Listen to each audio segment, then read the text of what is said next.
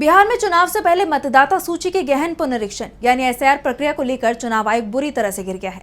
इस पूरी प्रक्रिया को चुनाव में धांधली का जरिया बताया जा रहा है। विपक्ष चुनाव आयोग पर बीजेपी के लिए काम करने का आरोप लगा रहा है। सड़क से लेकर संसद तक विरोध हो रहा है, लेकिन चुनाव आयोग अपने पैर पीछे खींचने को तैयार नहीं दिख रहा, बल्कि अब पश्चिम बंगाल में भी ये प्रक्रिया शुरू होने वाली है।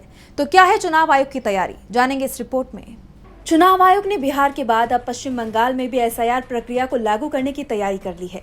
आयोग ने पश्चिम बंगाल के मुख्य सचिव को पत्र लिखकर राज्य के निर्वाचन अधिकारियों से मतदाता सूची के विशेष गहन पुनरीक्षण यानी एसआईआर की प्रक्रिया शुरू करने के निर्देश दिए हैं।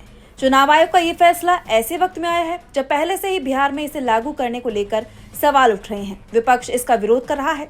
सबसे बड़ा सवाल ये है कि आखिर चुनाव से पहले ही बिहार में वोटर लिस्ट क्यों जांची जा रही है।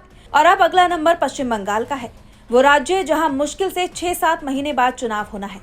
मार्च 2026 में पश्चिम बंगाल में विधानसभा चुनाव होंगे, जिसे लेकर अभी से प्रदेश की सियासत गरमाई हुई है।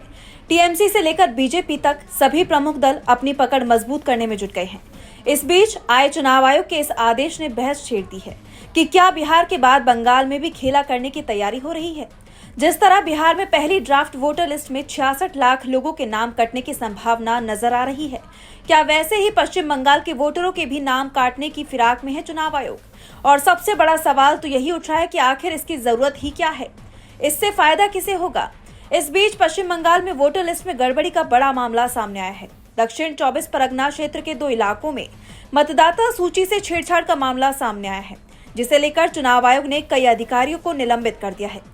साथ ही मुकदमा दर्ज करने के आदेश दिए गए हैं, जिसके बाद ये साफ हो गया है कि चुनाव आयोग के अधिकारी ही धांधली कर रहे हैं, जिसके बाद विपक्ष के आरोप पुख्ता होते जा रहे हैं।